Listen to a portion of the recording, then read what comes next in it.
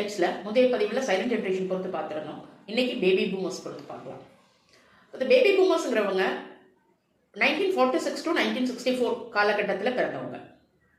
ஏன் இது பர்டிகுலராக பேபி பூமர்ஸ் அப்படின்னு சொல்லப்படுது அப்படின்னு பார்த்தா, செகண்ட் வேர்ல்டு வாருக்கு அப்புறம் குழந்தைகளுடைய பிறப்பு விகிதம் வந்து திடீர்னு அதிகமாகிடுச்சான். அதனால் இதுக்கு வந்து பேபி பூமர்ஸ் அப்படின்னு வச்சுருக்காங்க. அப்போ பேபி பூமர்ஸ் அப்படின்னா ஒரு தலைமுறையினுடைய அடையாளம் அப்படின்னு சொல்லலாம். இவங்க ரெண்டு உலகத்தையுமே கடந்து வந்தவங்க. முதல் உலகம் என்ன அப்படின்னா அனலாக் உலகம். அதாவது லெட்டர்ஸ் இருந்தது, ரேடியோ இருந்தது, லேண்ட்லைன் ஃபோன் இருந்தது, டெலிவிஷன் இருந்தது, நியூஸ் பேப்பர் மிகப்பெரிய பங்கு வகிச்சுது. அதே மாதிரி வெகு சிலர்கிட்ட வந்து ஓல்டு மாடல் கார்ஸ் வந்து நிறைய ப்ரெஷர் கார் அப்படின்னு சொல்லுவோம் இல்லையா, அந்த மாதிரி ஓல்டு மாடல் கார்ஸ் வந்து நிறைய இருந்தது. அதையும் பார்த்தவங்க. ரெண்டாவது உலகம் என்ன அப்படின்னா டிஜிட்டல் உலகம். இன்டர்நெட் வந்தது. இன்டர்நெட்டை வச்சு கம்ப்யூட்டரும் அவங்க வந்து யூஸ் பண்ண பழகிட்டாங்க. அது போக ஸ்மார்ட் ஃபோன்ஸ் யூஸ் பண்ணுறாங்க. ஏஐ டூல்ஸ் வச்சு எல்லாமே அவங்க வந்து பழகிட்டு இருக்காங்க. இப்போ இவங்களுடைய இயல்பான குணநலன்கள், அவங்களுக்கு பேபி பூமர்ஸ்க்கு விடாமுயற்சி அப்படிங்கிறது வந்து மிகப்பெரிய ஒரு செயலாற்றலாக இருந்தது. தன்னுடைய இலக்கை அடைகிற வரைக்கும் அவங்க தொடர்ந்து முயற்சி பண்ணிகிட்டே இருப்பாங்க. இப்போ இருக்கக்கூடிய ஜென்ரேஷன் வந்து என்னென்னா இன்ஸ்டன்ட் ரிசல்ட் தான். போனால் நமக்கு உடனே வந்து அதுக்கு வந்து நமக்கு ரிசல்ட் கிடைச்சிடணும் அப்படிங்கிற மாதிரி எதிர்பார்க்குறாங்க. அடுத்ததாக வந்து அவங்கக்கிட்ட சேமிப்பு மனப்பான்மை அதிகமாக இருந்துச்சு. எந்த ஒரு பொருளையும் அவங்க வீணாக்கல. ஒரு பொருள் பழுதுபட்டுட்டா கூட உடனே அதை புதுசு வாங்கலை, அவங்க அதை சரி பண்ணி யூஸ் பண்ணிட்டு இருந்தாங்க.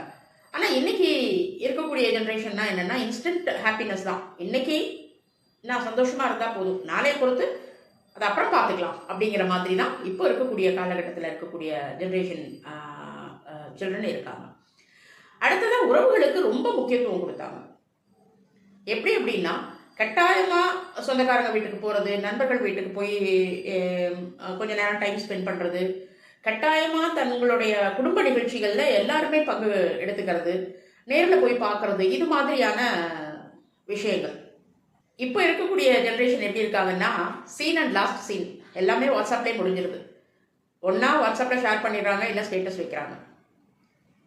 பெரிய பெரிய ஒரு கல்யாண நிகழ்ச்சி ஆகட்டும், இல்லை ஒரு இதாகட்டும், அவங்க என்ன பண்ணிடுறாங்கன்னா வாட்ஸ்அப்லேயே பத்திரிக்கை எல்லாம் அனுப்பிடுறாங்க. ஜிபேல மொழி எழுதுகிற மாதிரி இன்னைக்கு ஒரு காலகட்டம் மாறி வந்திருக்கு. அடுத்ததா இன்னும் ஒரு சிறப்பான குணம் அவங்கள்ட்ட என்ன இருக்குது அப்படின்னா பொறுமை.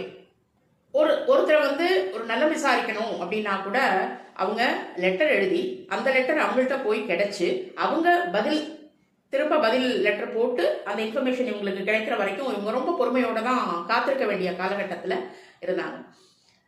அதே மாதிரி ஒரு பொருள் வேணும் அப்படின்னா கூட இப்போ இல்லைன்னா அப்புறம் பார்த்துக்கலாம், பல மாதங்கள் அல்லது வருஷங்கள்னு கூட சொல்லலாம், அது மாதிரி வெயிட் பண்ணி தான் வாங்கக்கூடிய சூழ்நிலை இருந்துச்சு.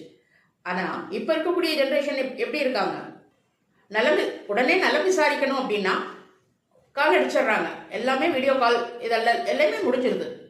அடுத்தது வந்து பார்த்தீங்கன்னா ஏதாவது ஒரு பொருள் வேணும் அப்படின்னா டக்குன்னு ஆன்லைன் ஆர்டர் பண்ணிடுறாங்க, உடனடியாக கைக்கு கிடைச்சிருது. அப்போ எதுக்காகவும் பொறுமையோடு இருக்கணும், காத்திருக்கணும் அப்படிங்கிற அவசியமும் இல்லாமல் போயிடுச்சு.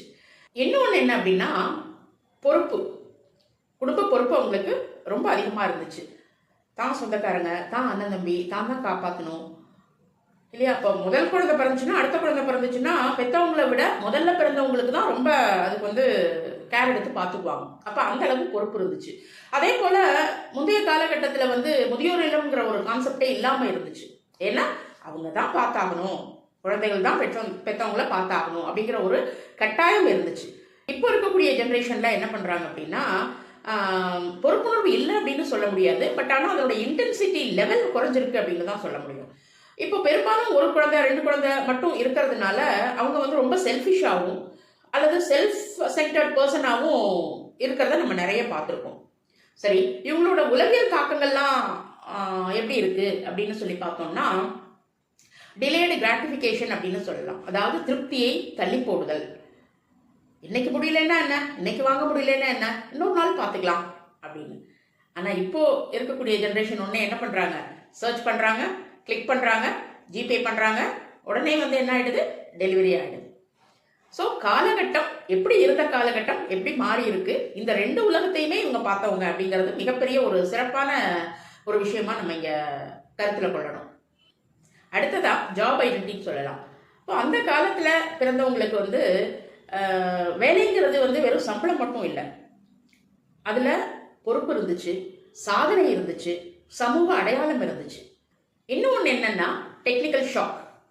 இப்போ பல பேருக்கு இந்த வளர்ச்சி வந்து ஒரு பதட்டத்தை ஆன்சைட்டியை கொடுத்திருந்தாலும், ஆனா சிலருக்கு அது மிகப்பெரிய சாதனையா அமைஞ்சிருக்கு. அப்போ வயசாயிட்டா கத்துக்க முடியாது அப்படிங்கிற ஒரு விஷயம் அங்க இல்லை. எவ்வளவு வயசானாலும் அவங்களால கத்துக்க முடியும், எல்லாத்தையுமே சாதிக்க முடியும் அப்படிங்கிறதுக்கு சான்றுகள் நம்ம பார்க்கலாம். இன்னும் ஒரு சிறப்பானது என்ன அப்படின்னா தனித்துவமான அனுபவம் பேபி பூமர்ஸ்ட இருக்கு.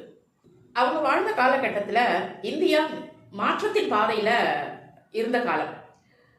அப்புறம் சுதந்திரத்துக்கு அப்புறம் குறைவான வளங்கள், கூட்டு குடும்பம், பொறுப்பு, சமூக அடையாளம், மரியாதை, இதோடெல்லாம் அவங்க வந்து வாழ்ந்ததுனால குடும்ப பொறுப்பு தான், குடும்பம் தான் முக்கியம், அப்புறம் தான் தனக்கு அப்படிங்கிற ஒரு மனப்பான்மை இயல்பாவே அவங்கள்ட்ட இருந்ததை நம்மளால பார்க்க முடியும். பேபி பூமர்ஸ் காலத்துல பிறந்திருந்தாலும் அதுல சில ரெனவுண்ட் பர்சனாலிட்டிஸ் அதை எப்படி சாதிச்சிருக்காங்க, யாரெல்லாம் சாதிச்சிருக்காங்க அப்படின்னு சொல்லி பார்த்தோம்னா, நம்ம ரத்தன் டாட்டா சொல்லலாம், ஏபிஜே அப்துல் கலாம் ஐயாவை சொல்லலாம், அமிதாப் பச்சனை சொல்லலாம், அடுத்து நாராயணமூர்த்தியை சொல்லலாம், தென் இவங்க பில்கேட்ஸ் சொல்லலாம், ஸ்டீவ் ஜாப்ஸ் சொல்லலாம். இது அவங்க அந்த காலகட்டத்தில் பிறந்திருந்தாலும் ஆனால் அந்த டெக்னாலஜியை அவங்க பயன்படுத்தி இந்த அளவு வெற்றி கண்டது நம்ம வந்து சிந்திக்க வேண்டிய ஒரு விஷயமா இருக்கு. அதனால இப்படிப்பட்டவங்களை பார்த்து நம்ம பூமர்ஸ் அப்படின்னு சொல்லி ரொம்ப ஒரு மாதிரி ஏகத்தாளமா பேசணுங்கிற அவசியம் இல்லை. ஏன்னா இப்ப எல்லாருமே என்ன சொல்றாங்கன்னா, கொஞ்சம் சீரியஸா பேசினாலே பூமர் மாதிரி பேசாத அப்படின்னு சொல்லி சொல்றாங்க. பட் பூமர்ஸ்ங்கிறதுக்குள்ளார எவ்வளவு ஒரு நல்ல விஷயங்கள்லாம் இருந்திருக்கு அப்படிங்கிறதுக்காக தான் இதை நம்ம நினைவுபடுத்துறோம். இந்த பேபி பூமர்ஸுடைய மிகப்பெரிய சிறப்பு என்ன அப்படின்னா, டிஜிட்டல் மாற்றத்தை நேரடியா பார்த்தவங்க. லெட்டர்ஸ் எழுதி நல்லா விசாரிச்சதும் அவங்க, இப்போ இமெயில்ல இன்ஃபர்மேஷன் பாஸ் பண்றதும் அவங்க, ரேடியோல பாட்டு கேட்டாங்க, அதுவே என்னாச்சு யூடியூப்ல இன்னைக்கு வந்து எல்லாமே பார்க்குறாங்க. முன்னாடியெல்லாம் நமக்கு வந்து ஒருத்தர்கிட்ட பேசணும், ஒரு எமர்ஜென்சி அப்படின்னா கூட லேண்ட்லைன்ல ட்ரங்க் கால் புக் பண்ணி தான் பேசினாங்க. ஆனால் இப்போ அவங்க டக்குன்னு ஸ்மார்ட் ஃபோனில் உடனடியாக அதை கனெக்ட் பண்ணிக்கிறாங்க. அடுத்ததா எதுக்கு எடுத்தாலும் நம்ம பணம் கொடுத்து, சில்லற காசோ அல்லது பணமோ கொடுத்து தான் வாங்க வேண்டிய, கேஷாக கொடுத்து தான் வாங்க வேண்டிய காலகட்டத்தையும் பார்த்தவங்க. அவங்களே இப்போ டிஜிட்டல் பேமெண்ட் பண்ணக்கூடிய ஒரு தருணத்திலையும் இருக்காங்க. அதே போல டிவி வந்து கொஞ்சம் அந்த வளர்ச்சி அடைஞ்ச காலத்துக்கு அப்புறம் டிவி வந்துச்சு. அதுல வந்து பாத்தீங்கன்னா வாரத்துக்கு ஒரு படம் அல்லது மாசத்துக்கு ஒரு படம் அப்படிதான் இருந்தது. ஆனா இன்னைக்கு லைவ் ஸ்ட்ரீமிங் பண்ணக்கூடியதும் லைவ் ஸ்ட்ரீமிங்கை பார்க்கக்கூடிய அளவு ஒரு காலகட்டம் மாற்றத்தையும் இவங்க பார்த்தவங்க அப்படின்னு சொல்லலாம். அதே போல கால்குலேட்டர் யூஸ் பண்ணி கணக்கு போட்டவங்களும் அவங்க, ஏஐ டூல்ஸை யூஸ் பண்ணி கணக்கு போடுறவங்களும் அவங்க. சரி, பேபி பூமர்ஸ்ட இருந்து நாம என்ன கத்துக்கணும்? பொறுமை, விடாமுயற்சி, சாதனை, குடும்ப பொறுப்பு, சமூக அடையாளம், இதோடெல்லாம் அவங்க வாழ்ந்ததுனால இயல்பாவே அவங்களுக்கு வந்து குடும்பம் தான் முக்கியம் அல்லது நண்பர்கள் தான் முக்கியம், முதல்ல மற்றவங்களுக்கு அப்புறம் தான் தனக்கு அப்படிங்கிற ஒரு மனப்பான்மை அவங்களுக்குள்ளார இயல்பாவே இருந்துச்சு. இப்போ நிறைவா சொல்லணும் அப்படின்னா, பேபி பூமர்ஸ் அப்படிங்கிறது பழைய தலைமுறை, பழைய பஞ்சாங்கம் அப்படின்லாம் சொல்லுவாங்க இல்லையா, அது அப்படி இல்லை. அவங்க தான் கடந்த கால அனுபவத்தையும் நிகழ்கால மாற்றத்தையும் இணைக்கும் பாலமாக இருக்காங்க. நிறைவா சொல்லணும் அப்படின்னா, பேபி பூமர்ஸ் நமக்கு சொல்லிக் கொடுக்கக்கூடிய மிகப்பெரிய பாடம் என்ன அப்படின்னா, அவங்க சொல்றாங்க, காலம் மாறட்டும், தொழில்நுட்பம் மாறட்டும், வாழ்க்கை மாறட்டும், ஆனால் மதிப்பை மற்றும் மாற்றி விடாதீர்கள் அப்படின்னு சொல்றாங்க. இப்போ அது வந்து நமக்கு ஒரு சின்ன அறிமுகத்தையும் தாண்டி மிகப்பெரிய ஒரு உளவியல் பயணமாக இதை நான் பார்க்குறேன். அப்போ இவ்வளவு ஒரு சிறப்புமிக்க பேபி பூமர்ஸை வந்து நம்ம எக்காரணம் கொண்டும் கிண்டல் பண்றதோ அல்லது வந்து எகத்தாளமா பேசுறதோ, அவங்க அந்த காலகட்டத்தில் பிறந்தவங்க அவங்களுக்கு ஒன்றும் தெரியாது அப்படிங்கிற மாதிரி நம்ம நினைக்கிறதோ, அந்த மனப்பான்மை இருக்க வேண்டாம் அப்படிங்கிறதுக்கு தான் இந்த ஒரு விழிப்புணர்வு பதிவு.